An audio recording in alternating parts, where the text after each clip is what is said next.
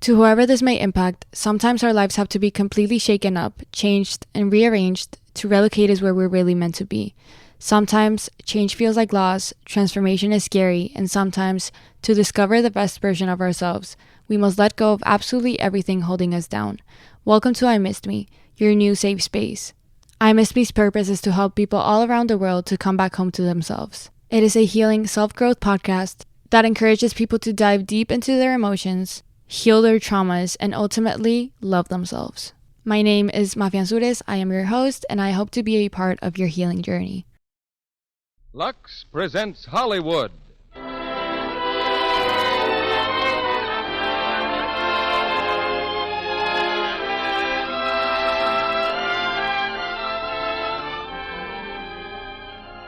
The Lux Radio Theater brings you Nelson Eddy, Susanna Foster, and Basil Rathbone in The Phantom of the Opera with Edgar Barrier. Ladies and gentlemen, your producer, Mr. Cecil B. DeMille.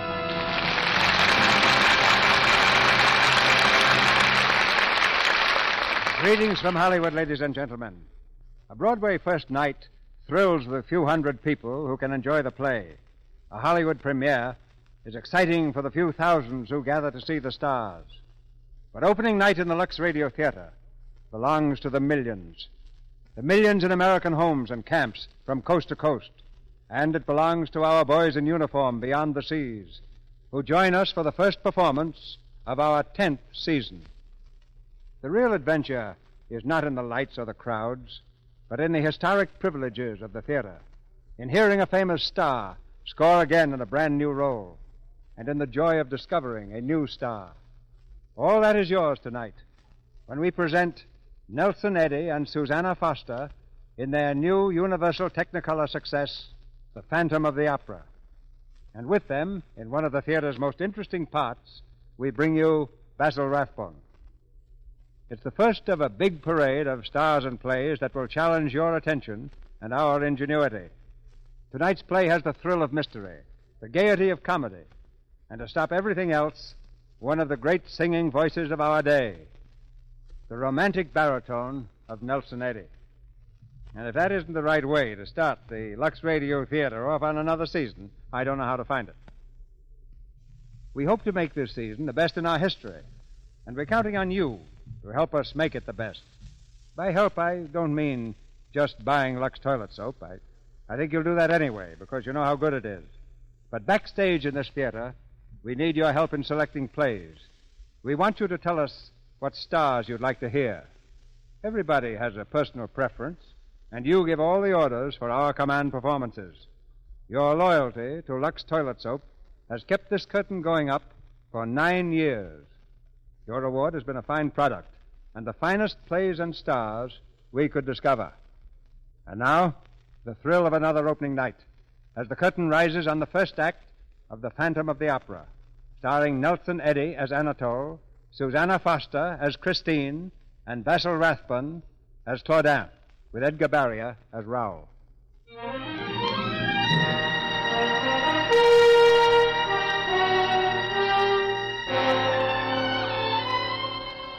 In the year 1880, the old Paris Opera stood like a giant torch in the heart of the city, 1,000 windows ablaze with light.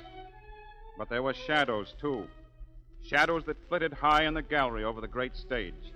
Shadows that lingered in the sub-cellars far beneath the street, where the black sewers of Paris ran sluggishly in the dark.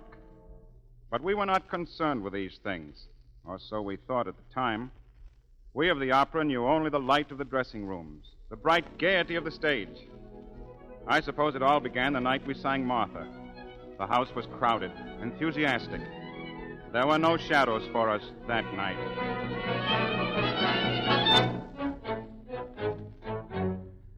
Je vous demande, mes chers amis, ce qui pourrait emplir la vie d'un tel immense plaisir.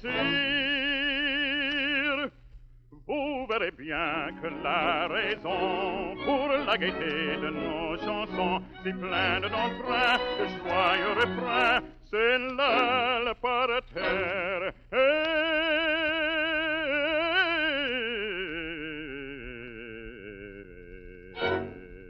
À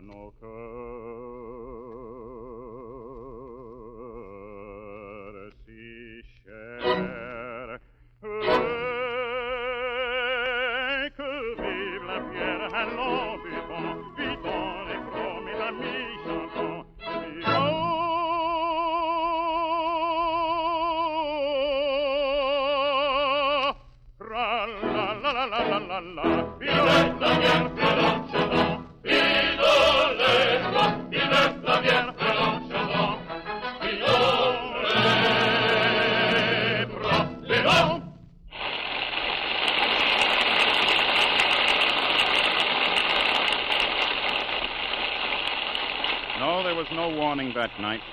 No hint of the strange things that were about to happen. But I noticed at the finale that Christine was not on stage for the curtain call. Christine Dubois, who sang the role of Nancy.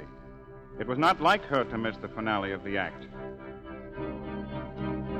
Oh, que Dieu dans sa clémence et pardonne sa rigueur, quelle cruelle récompense pour qui doit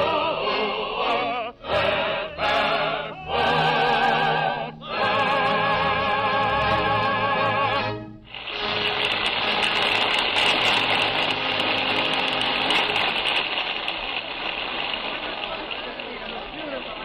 Backstage, when the curtain had fallen, I saw Christine hurrying to her dressing room. Oh, it was wonderful. I never heard anything so beautiful. Christine, wait. Yes, Anatole. What is it? What happened to you? You weren't on stage. Why, I... You weren't ill, were you? Oh, no. You're all right? You sure? Of course, Anatole. Do I look all right? Oh, you look lovely. What happened? Well, I had a visitor. Somebody wanted to see me. Oh? Mademoiselle Dubois. Oh, good evening, Maestro. Mademoiselle, I understand that you were entertaining a gentleman backstage during a performance. Is that true? Yes, Maestro. You are not the greatest soprano in the world, mademoiselle. Not yet. So you will please not take liberties. See me later in my office. Yes, Maestro. Anatole, what will he do? Don't worry, he's just barking again. Who was the gentleman? Well, he's an old friend of mine. But not so very old. No. He's Inspector Daubert of the Sûreté. Inspector? You mean a policeman? Well, he's not an ordinary policeman. Oh, does he sing? No. He's a graduate of the military academy at Saint-Cyr. How much does this man mean to you? Well, I'm not sure. Christine, it's not like me to preach. But someday you'll have to choose between your career and what's called a normal life. You can't do justice to both. I think you'll find that music has its compensations. In other words, you don't think I ought to have supper tonight with Raoul? No. But with you, Anatole, that would be all right? Definitely. We'll see.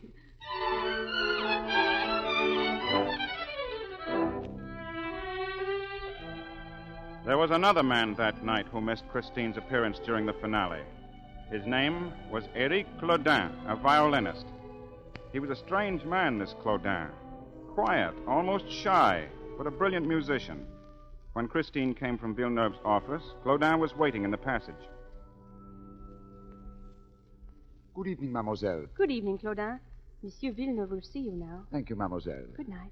Oh, mademoiselle, may I speak to you for a moment? Certainly. You weren't on the stage tonight for the curtain call. Everyone in the theater seems to have noticed that. It's really quite flattering. Why weren't you there? What? Oh, please forgive me, but I've been here so long that everybody, everything connected with the opera is so much a part of my life. Of course.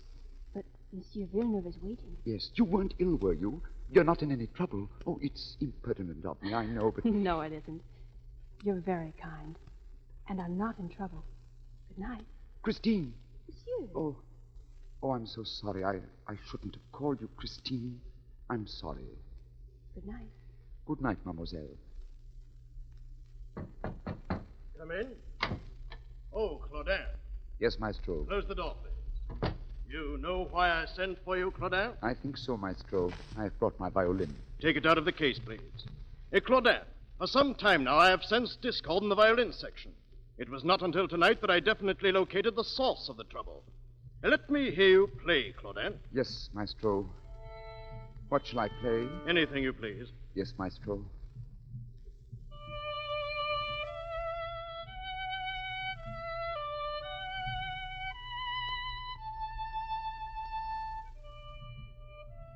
Wait a moment. What is that? A little song. A lullaby from Provence, where I was born. Oh, it is very nice, very charming. I've written a concerto on the theme. Yes, charming, Claudin, but too simple. Suppose instead you let me hear the opening movement in the third act of Martha. Well? It's no use, maestro. Something's happened to the fingers of my left hand. I see. Perhaps it's only temporary, maestro. Perhaps it will get better. I hope so. In the meantime, I'm sorry, Claudin. I'm very sorry. You've been with us a long time. 20 years. What am I to do, Maestro? I know it's hard, but no doubt you've saved enough to retire on. Yes, of course. And in appreciation of your long service, I shall arrange with the directors to have a season ticket issued to you. Thank you, Maestro.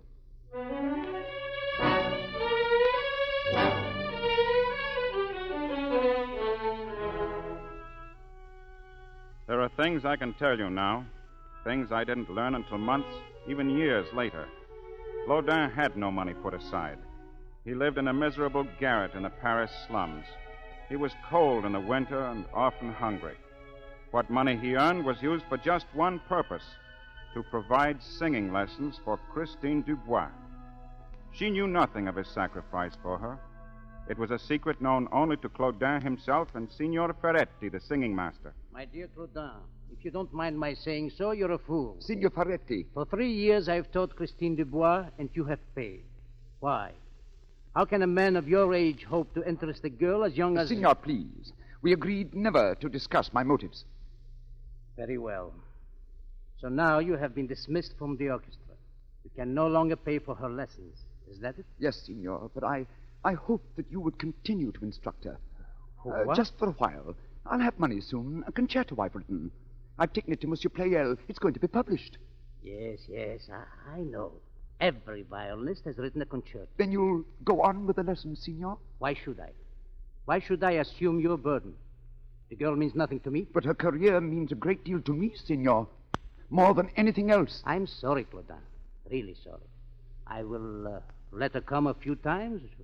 Then I will tell her she no longer needs me. But that isn't true. Perhaps not. Signor, if you will give me just a little more time. You will have time, Claudin, when you have money. Come back when Monsieur Pleyel has bought your concerto.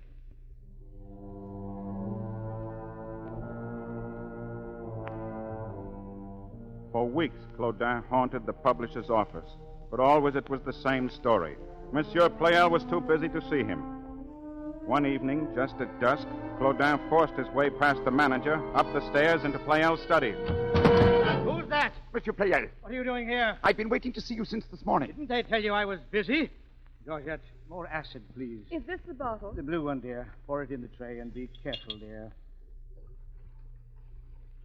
Monsieur Pleyel. This should be the best etching I've ever made, Georgette. Monsieur. Will you please be careful? Those trays contain etching acid. Would you like to burn the skin from your hands? I'm sorry, monsieur, but my manuscript. I must find out about my concerto. Georgette, would you mind giving the fellow his manuscript? You'll find it on the table if it's anywhere. What is your name? Claudin. Eric Claudin. Claudin? I don't see it. No, it wouldn't be there. It's a large manuscript in a portfolio. Well, I'm sorry, but I don't know where it is. Oh, but it must be here. Well, if it is, it'll turn up. You might call again in a few days. But you don't understand, mademoiselle. It's the only copy I have. It represents 2 years' work. You heard what the lady said. Get out. But it was brought into this office. It must be here. It must be found. Did we ask you to bring your manuscript to us, Claudin? Perhaps some employee has thrown it into the wastepaper basket where it probably belonged. Good night. Listen! That piano! That's my music! Someone's playing my music! I thought I told you to get out! Thief! You've stolen my music! Thief! Help! Let him go! Let him go! You've stolen my music! Thief! Thief! You're choking him! Do you hear? Let him alone! I'll burn you if you don't let him go! This is acid! I'll burn you! Thief! My work! My music! My music! It was mine! He had no right! You killed him! You! Ah! My eyes! My eyes! Ah!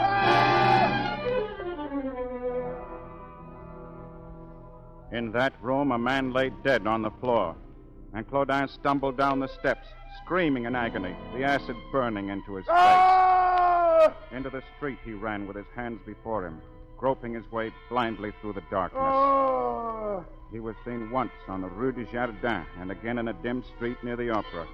And then he was gone, lost in the black of the night.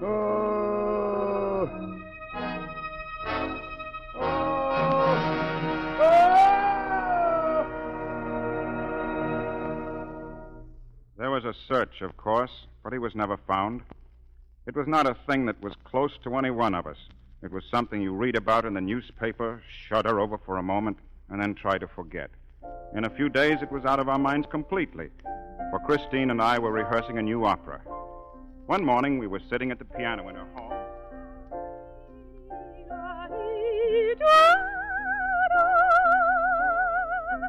Well, that's very nice. What is it, Christine? It's a lullaby of Provence. Provence? I was born there, you know. I've known it for years, ever since I can remember. Sing it for me. If you like. Hear those bells ringing soft and low, bringing peace through the twilight glow, calling to everyone, night has begun. Turn from your weary toil, day's work you've done. Hear them ring while my love and I drift and dream to their lullaby.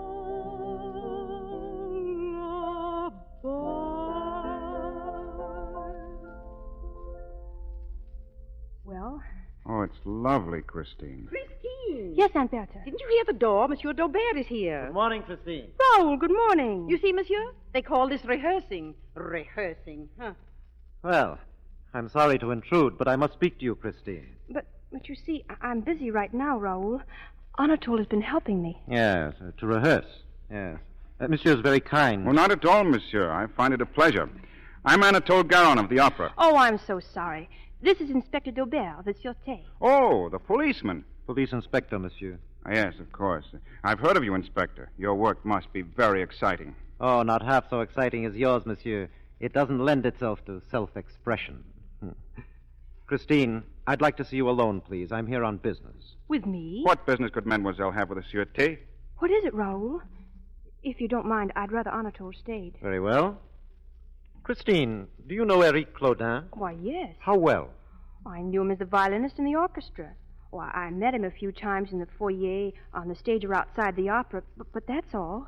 He acted a little strangely. Strangely? How do you mean? Well, I don't know. He just seemed eccentric, but harmless.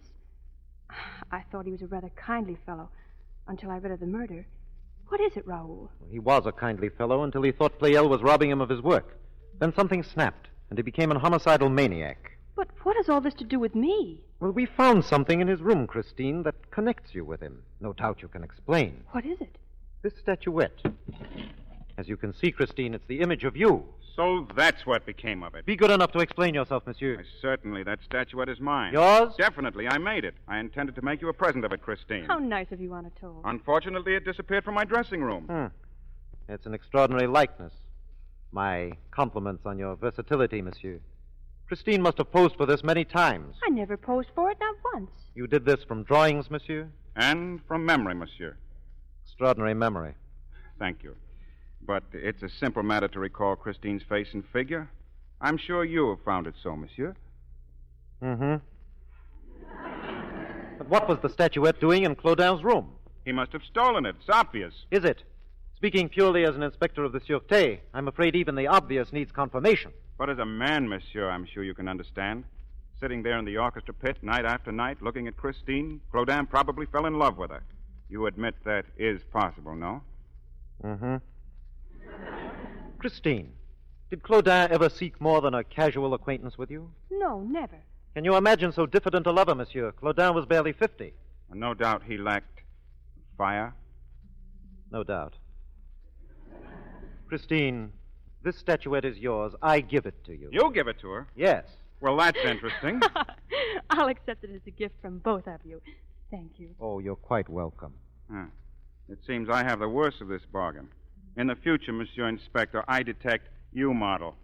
In any case, that was a bad clue. Oh, not so bad as it seems. It enabled me to recover Mademoiselle's statuette.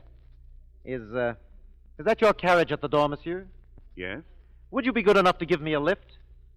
Well, which way are you going? Oh, it doesn't matter. As inspector of police, I have business all over Paris.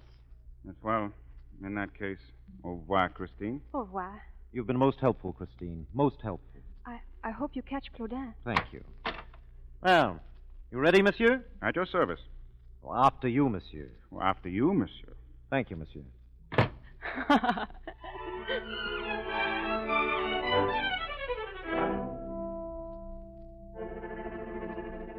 We could laugh then because the horror had not touched us. We didn't know that in the caverns of the sewer beneath the opera there was a shadow darker than the surrounding gloom. The shadow of a man in a black cloak, his face hidden behind a mask. This was the man whose features had been burned and whose mind was on fire. Before long, that shadow was to envelop all of us.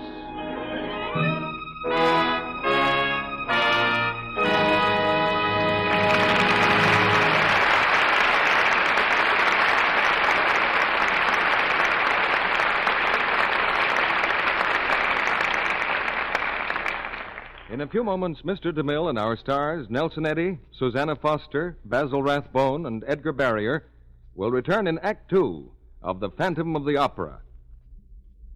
One way you can be sure of having the last word in an argument is to have an argument with yourself, as this young lady is doing, for instance. I don't see anything the matter with my skin, really. Doesn't look as nice as it used to look. It does so. It's just that the light over this mirror is so bright. Well, doesn't Johnny Brooks always tell me I have a complexion like a million? Hasn't said so for a good long time. Well, he's been away at camp, Smarty, that's why. He's due for a furlough most any time now. Maybe you'd better start doing something about your skin. How about some real beauty care instead of that dib-dab, lick-and-promise kind of treatment you've been giving it lately? Maybe I'd better. Yes, I will. I'll try those beauty facials Screen Stars use. Active lather facials with Lux toilet soap every single day. If it works for the Screen Stars, it ought to work for me, too. Well, she'll find it does work. This gentle complexion care used by 9 out of 10 Hollywood stars. You see, Lux toilet soap is a real beauty soap, with lather so rich and smooth and superfine, it feels like a caress on the skin. Lovely Screen Stars tell you they take their Lux soap beauty facials this way. They smooth lots of the creamy active lather well in. They rinse with warm water and splash with cold. Then they pat their skin dry with a soft towel. Now, that's a very simple, easy care, but if you use it every day, you'll find that soon your skin feels softer, smoother, takes on a fresher, lovelier look. Why not get some Lux toilet soap tomorrow? You'll notice each satiny white cake is hard milled. That means it lasts and lasts. And remember, it's patriotic not to waste soap. Use only what you need. Don't leave your cake of Lux toilet soap standing in water, and be sure always to put it in a soap dish that's dry. And now, Mr. DeMille returns to the microphone. Act Two of The Phantom of the Opera, starring Nelson Eddy as Anatole, Susanna Foster as Christine, and Basil Rathbone as Claudin, with Edgar Barrier as Raoul.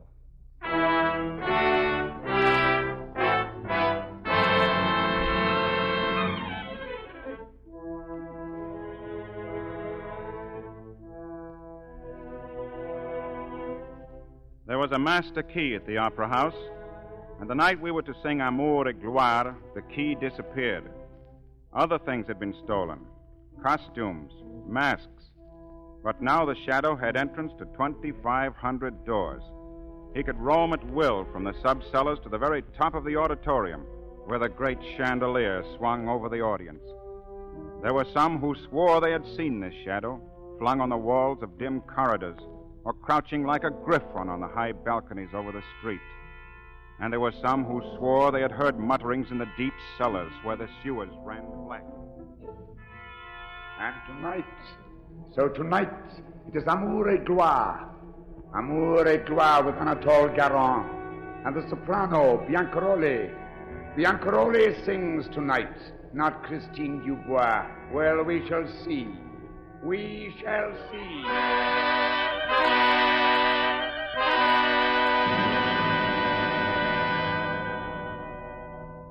It was strange the way it happened. In the third act, the libretto called for me to give Biancaroli a cup of wine. When she had drunk it, I thought for a moment that her face paled. She finished her aria and left the stage, but she was late for her next entrance. There was a wait. And then came the cadenza from off stage. I knew that voice. But it was not Biancaroli who was making the entrance. It was our understudy, Christine Dubois.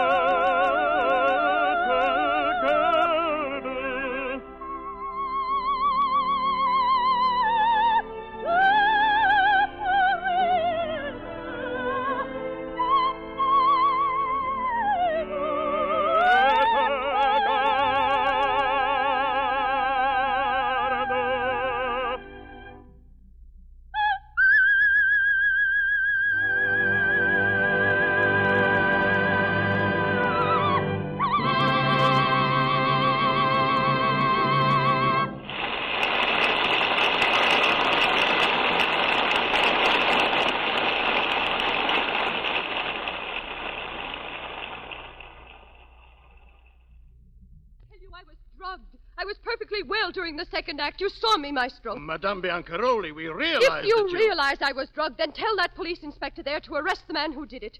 We all know who it was. Anatole Garon. I know nothing of the sort, madame. I am a police officer, not a psychic. It is my duty to collect evidence without prejudice. Haven't you evidence enough? Everyone knows. Madame, will you be seated, please?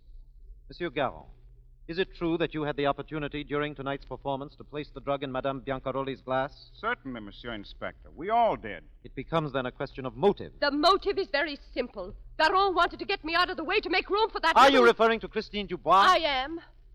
You heard, Monsieur Garon? Oh, yes. Madame is in good voice and most explicit. Have you anything to say, monsieur? I deny Madame's accusation. Do you deny, monsieur, that you had any motive in drugging Madame?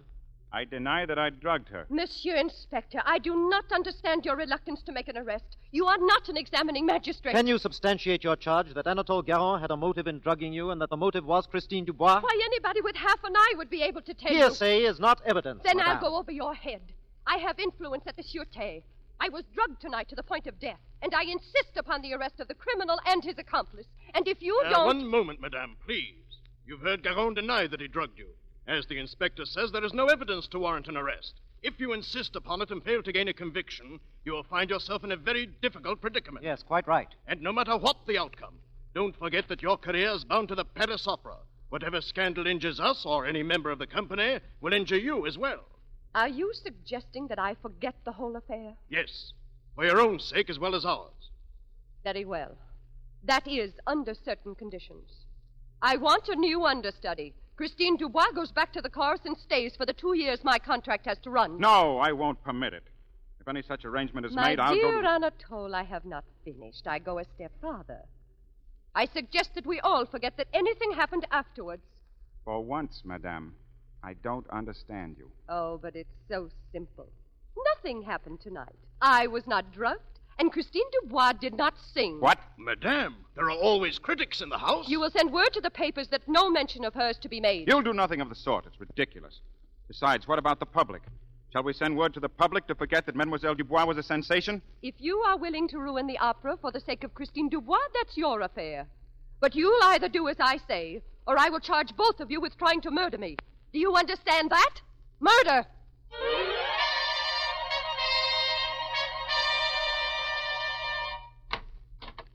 Ah, Madame Biancaroli.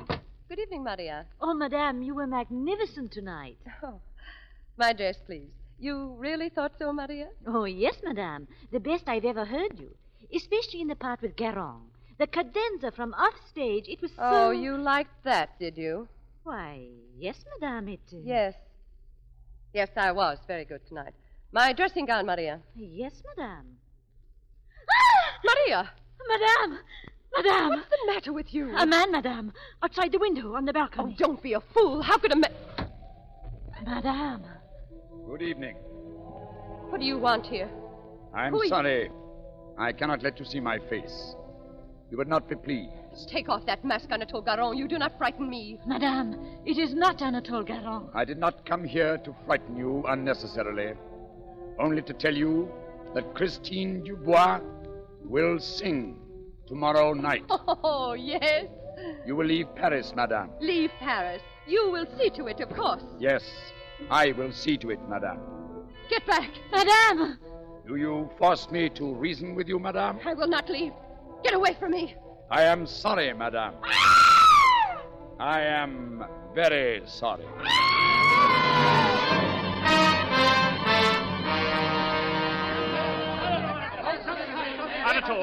Anatole! What is it? Madame Biancaroli and her maid. They have been murdered.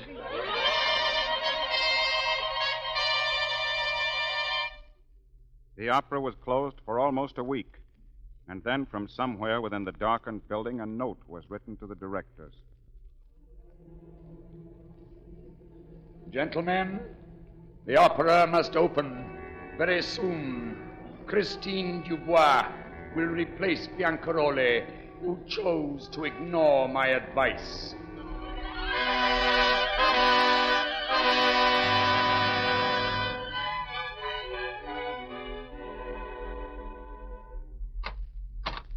Good morning.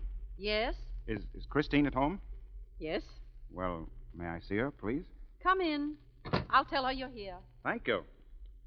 Se vieni alla finestra, oh mio tesoro, Beautiful, monsieur, beautiful. Oh, I didn't see you, Inspector. Good morning. How's the opera business, monsieur? Well, very poor at the moment. How's the inspecting? Very good. Splendid. Glad to hear it. Thank you. Not at all. Good morning. Oh, good morning, Christina. Aunt Bertha told me you were waiting together. Did you amuse each other? Good. May I have a Christine, word I wonder with if I... Sorry, monsieur. After you, monsieur. After you. Thank you. What I Christine, was if you and going I to could say only... was that... One at a time, please. Anatole? They're going to open the opera, Christine. You and I are going to sing together. You are wrong, monsieur. I'm sorry, Christine. They are going to reopen the opera, but without you.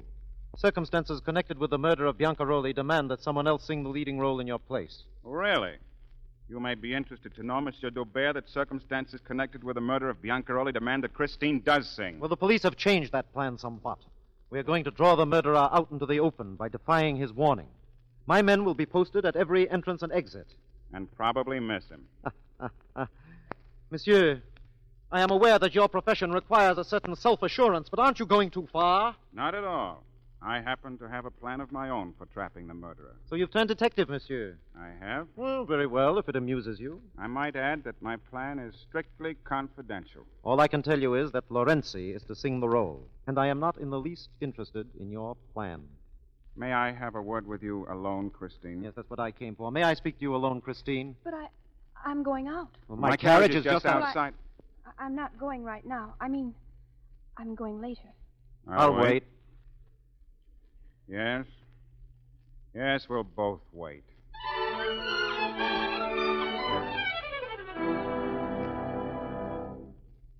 We were certain now that the murderer was Éric Claudin.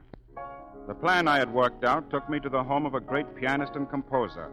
On the night before we were to open, I went to see Franz Liszt. Very nice. But do you really think this Claudin could be tempted to leave his hiding place and risk his life merely to hear his own concerto? Played by Franz Liszt himself. Do you doubt it, maestro?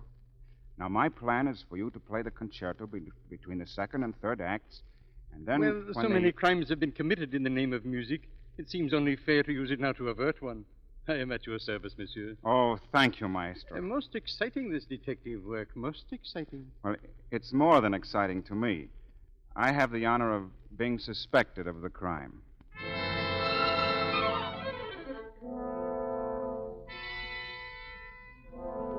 Gentlemen, I have been very patient. Now I learn that Christine Dubois will not sing. Gentlemen, if Madame Lorenzi sings in her place, you will be responsible. 2 are dead now. Only 2. There will be more, gentlemen. Many, many more.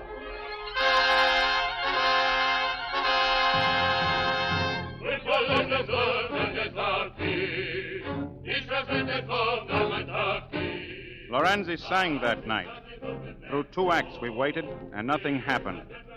An old worker at the opera house thought he saw a figure on the catwalk leading to the dome of the theater. It was the old man's duty to light the monster chandelier, a great heavy thing of glass and bronze held in place by chains. When the police searched the catwalk high over the audience, there was no one there. We began to feel secure. Christine had come to the theater, but she was safe in her dressing room. When I entered from the wings at the finale of the second act, I was thinking only of the opera.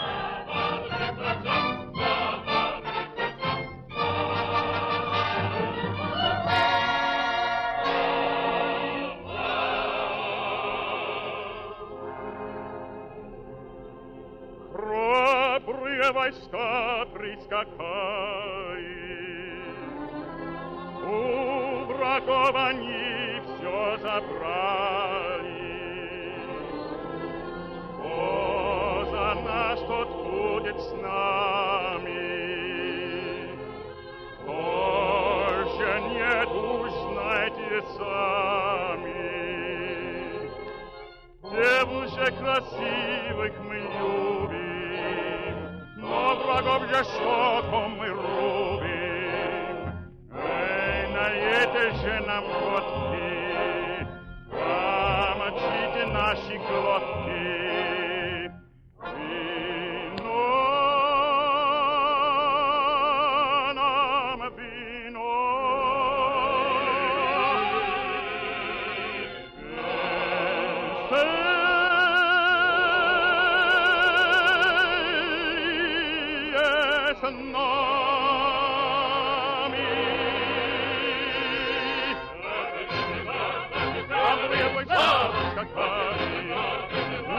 Они все забрали, кто за нас будет с нами, тоже нет, узнай.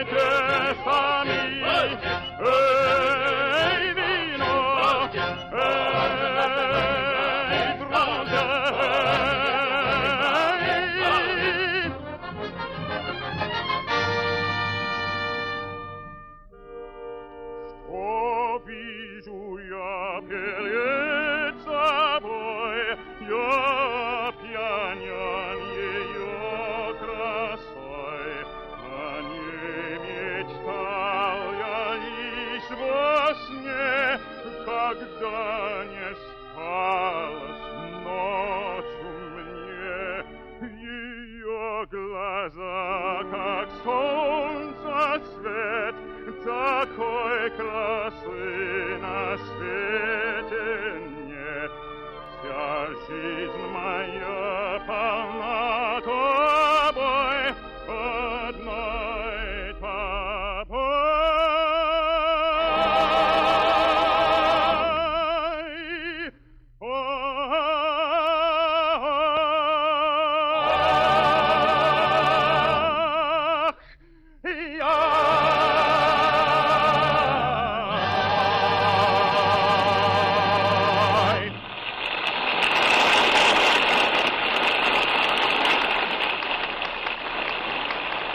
Then it happened. I saw the great chandelier begin to sway high above. It swung to and fro like a giant pendulum. Others had seen it, too. A woman in the audience screamed. There was no time to get out of the way. The audience below was frozen, staring up at the monster of glass and bronze. And then it came hurtling down through space.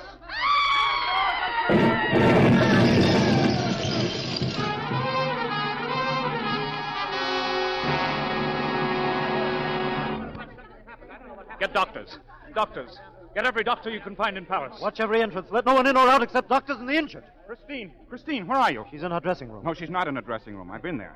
I saw her, monsieur. She went down the steps. You saw Christine Dubois? Yes, monsieur. Yes, monsieur. She was going down the steps beneath the storeroom. I called to her, but she did not answer. Which way are the steps? Over there, monsieur. And there was a man with her. A man in a cloak, with a mask covering his face. It's Claudin. She's with Claudin. Christine! Where are you?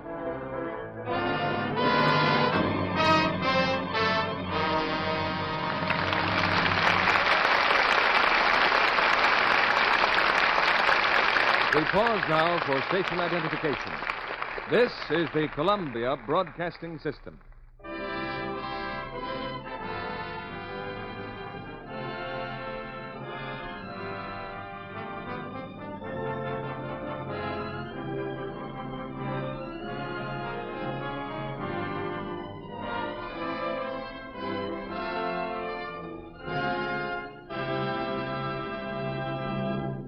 After a brief intermission, Mr. DeMille presents Nelson Eddy, Susanna Foster, and Basil Rathbone in Act 3 of The Phantom of the Opera. And now, our Hollywood reporter, Libby Collins, with a fashion tip. Why, Mr. Kennedy, I thought our listeners would be interested in this little example of resourcefulness on the part of one of our famous stars. Screen stars must look chic and glamorous always, you know, but they're subject to the same wartime limitations as the rest of us. Take hairpins, for instance. Why, Libby, even a mere man has heard that hairpins are almost as scarce as nylon. Alas, that's true, Mr. Kennedy. But Ida Lupino found some wooden ones that were lacquered in bright colors.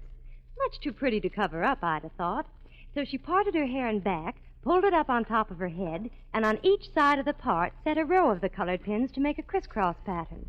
Look, cute as could be, too. That sounds like Ida, Libby. She's as smart and bright as Quicksilver. Yes, Mr. Kennedy, and she darts around Hollywood almost as fast. She has to, what with her studio work and the hours of war work she puts in. Not much time for beauty care, either. That's why she depends more than ever on Lux toilet soap for complexion loveliness. My daily active lather facials are such a wonderful beauty aid, she says. Busy women everywhere find that's true, Libby. Those Lux soap beauty facials take just a few minutes a day. Yet the creamy lather gives skin gentle, thorough care it must have to be soft and lovely. Yes, a few minutes every day to smooth the rich lather in, and you can just feel your skin taking on new freshness and beauty. No wonder Lux toilet soap is the beauty soap of the stars. Reason enough why every woman owes it to herself to try it. Lux toilet soap is as fine a soap as money can buy. It's hard milled. That means it lasts and lasts. Each cake is set and smooth and fine.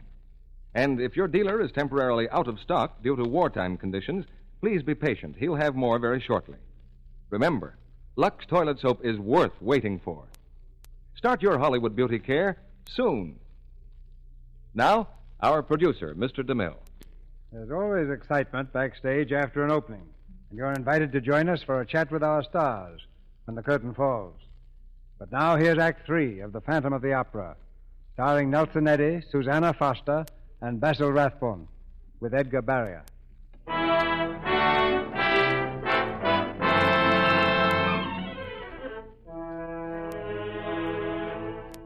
Christine had gone with Claudin. The chorus that night had worn masks, and Daubert had arranged for the police to wear masks, too, so they might mingle with the crowd backstage. That was the way Claudin had enticed her. Thinking he was one of Daubert's men who had come to protect her, Christine followed him down the steps to the cavernous cellars. This way, mademoiselle. Hold tight to my hand. The steps are quite steep. Are you one of the police? Where is Inspector Daubert? He's investigating the cause of the accident. I'll look after you. But why do we have to come down here? Why? Don't you like it down here? It's very lovely. Once you get used to it. Wait, please. Yes? Let me see your face. Take off your mask. Oh, no, my dear. I must never do that. Never. You're not one of the police. Don't be frightened. I'll watch over you. I've always watched over you, Christine. No, you must not do that. You'll stay here with me, child, won't you? It's been so lonely without you. But you've come to me at last, haven't you? Sing to me, and I'll play. We'll be together forever. It's beautiful down here. Beautiful. Come now. I'll show you. Come with me.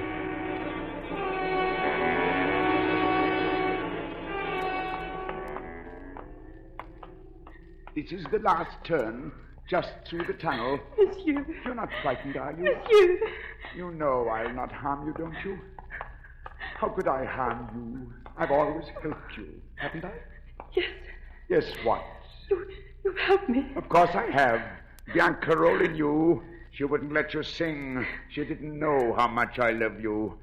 But now she knows. But it doesn't matter anymore. Nothing matters except you and me. Now you'll sing all you want to, but only for me. You will sing and want to, won't you, my darling? There's a piano in the opera foyer. We'll go up there, monsieur. You can play it, and I'll sing for you. But you don't understand. We can't go back, ever. It was I who made the chandelier fall. I, for you, Christine. But I warned them. I told them they'd be death and destruction if they wouldn't let you sing. Oh, come, my child. It isn't far now. Look there. Look. Oh. Didn't I tell you it was beautiful here? You didn't know we had a lake all to ourselves? Look at your lake, Christine. You'll love it. You'll love it when you get used to the dark.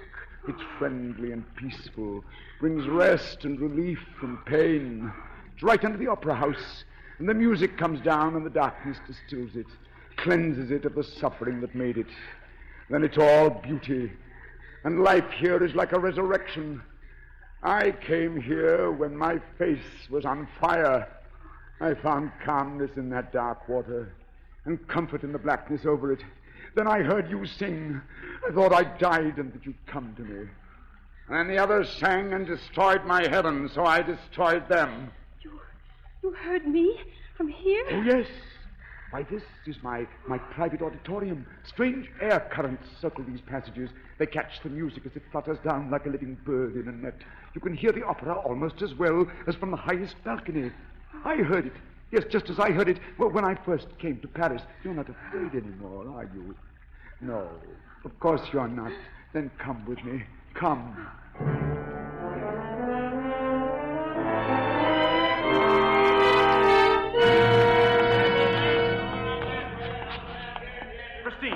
Christine, where are you? Gerard, bring a lantern here. Yes, Monsieur Inspector.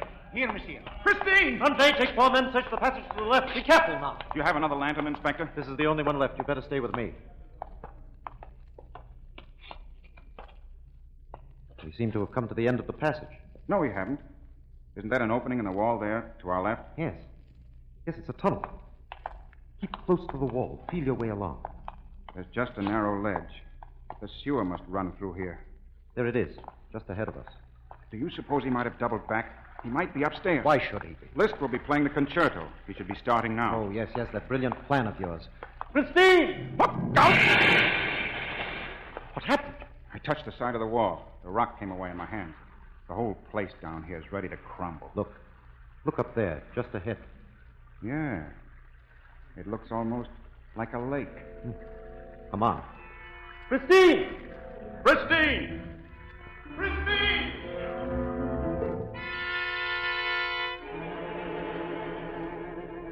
My child, this is my home. Furniture from the storeroom, even a piano. Do you like it, my dear? Monsieur, please. Come, give me your cake, my child, and then I'll show you where you will sleep. Listen! Do you hear? My concerto! They're playing my concerto on the stage of the opera! My concerto! I'll play it too, listen, child. It's for you. Yes, yes, for you.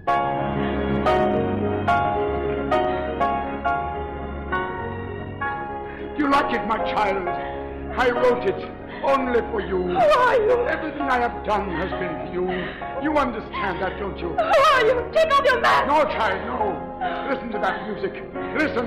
Take off the mask! I'll take it off for you! Why did you do it? Now you see my face. Oh, look at it, look. No, no. You'll never live here now, will you? You'll hate me. A loathsome creature. Hateful, repulsive. And I wanted you to love me. Don't come near me. You see, you've spoiled everything. Go away from me. Go away. Christine, there he is. Get back, Christine. Stand back. You fools.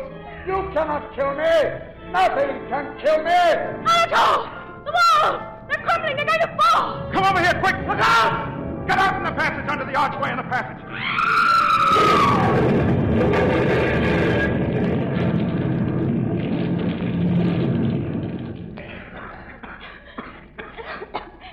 Christine, are you all right? Inspector? All right. Claudin, he's still in there under the rock. My shot must have started the cave in. Come, Christine. We'd better start back. But Claudin... It's no use. It would take days to get him out. He's dead, Christine. It's so strange. He said he wrote the concerto for me, a song I've known since I was a child. Who was he? He came from your district in Provence. Everybody there must have known that old folk song. He was almost a stranger to me, and yet somehow I always felt drawn to him with a kind of pity and understanding. His suffering and his madness will be forgotten. But his music, his concerto, that will remain.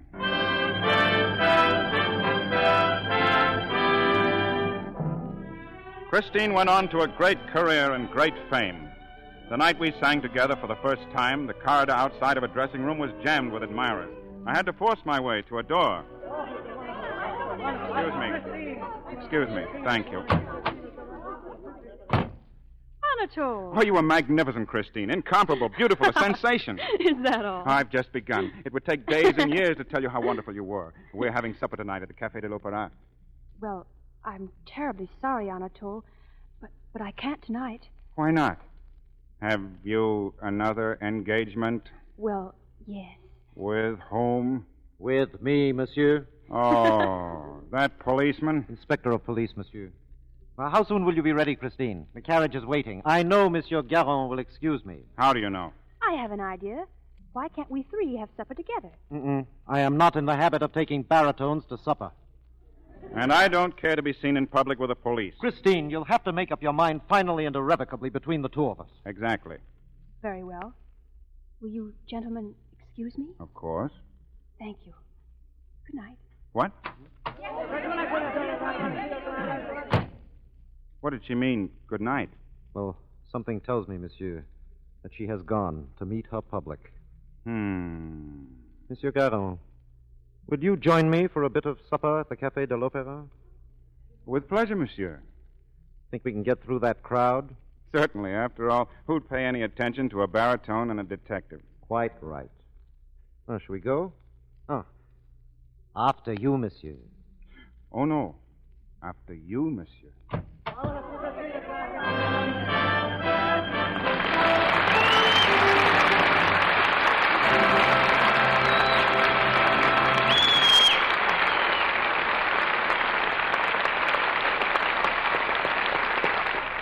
A new season of the Lux Radio Theater has had a gala launching. And the first curtain calls of this season have been beautifully earned by Nelson Eddy, Susanna Foster, and Basil Rathbone. Thank you, C.B. Our congratulations to you on the beginning of the 10th year of this theater. You remember what Tennyson wrote? Men may come and men may go, but the mill goes on forever. Or something like that. My recollection is it was a brook.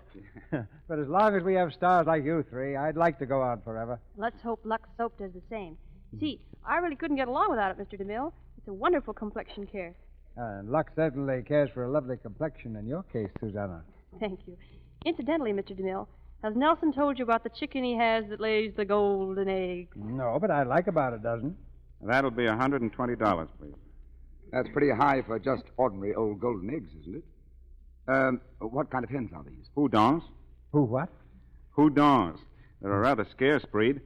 Someone gave me 2 hens and a rooster, and now they're all over the place. Well, if the eggs are worth $10 apiece, doesn't it kind of choke you to eat one for breakfast? Eat them? Say, the hens won't let an egg out of their sight. They want to set right away. No, I hardly blame them. At that price, even a radio comedian wouldn't mind laying an egg. Where'd the hens come from, Nelson? Somewhere around New Orleans. I plan to crossbreed the Houdons with my New Hampshire Reds and see what happens. And when you become the Houdini of the Houdons, I suppose you'll give up singing. Well, the way those hens are eating now, I'm going to have to sing loud and often. What's your play next week, CB? Well, it's a drama of adventure in the air. The RKO screenplay, Flight for Freedom. And our stars will be Rosalind Russell, George Brent, and Chester Morris. Rosalind Russell played the same part on the screen with brilliant success.